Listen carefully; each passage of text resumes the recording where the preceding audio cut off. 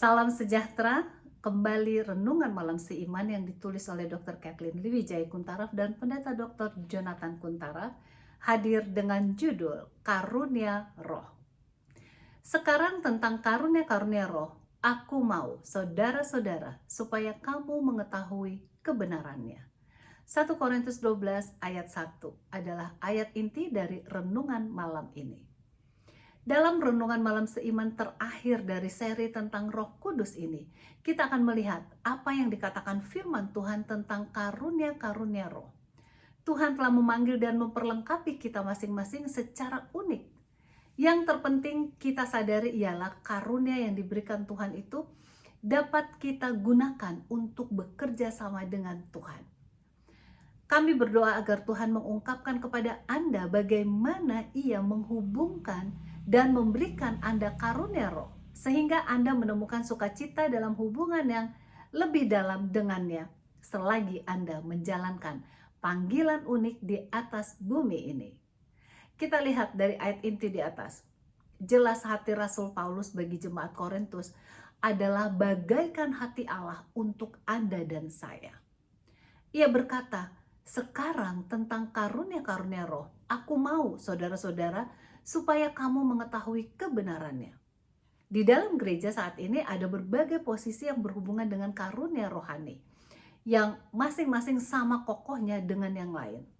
Tetapi keinginan Tuhan untuk Anda dan saya adalah bahwa kita akan diberitahu langsung olehnya tentang karunia luar biasa dari Roh Kudus yang penuh kasih yang berdiam di dalam kita masing-masing.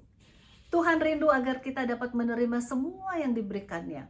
Ia rindu untuk mengajar kita tentang pekerjaan Roh Kudus dalam kehidupan kita, sehingga kita dapat hidup dengan tujuan dan kasih sayang yang lebih besar baginya dan juga bagi orang lain.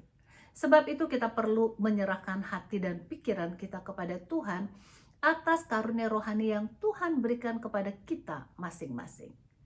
Aspek pertama dari karunia rohani yang perlu disadari ialah itu memang adalah suatu karunia. Roh Kudus memberikan karunia rohani kepada kita masing-masing. Ia membagi mereka menurut hikmatnya yang sempurna. Karunia rohani tidak pernah dilahirkan oleh manusia dan tidak pernah diberikan untuk tujuan kepentingan diri pribadi. Roh memberi kita karunia karena Ia mengasihi kita dan orang lain.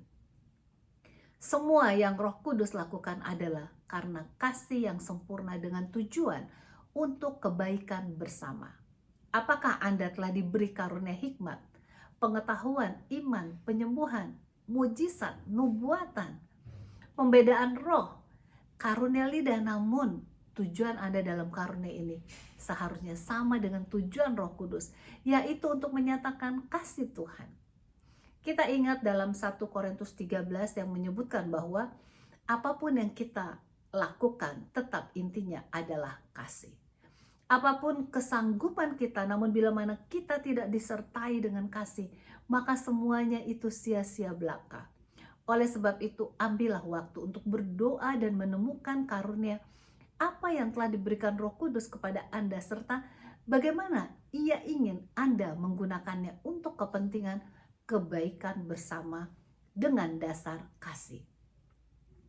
Hanya dengan cara ini sajalah nama Tuhan dapat dimuliakan melalui karunia rohani yang diberikan kepada Anda dan saya. Tuhan Yesus memberkati.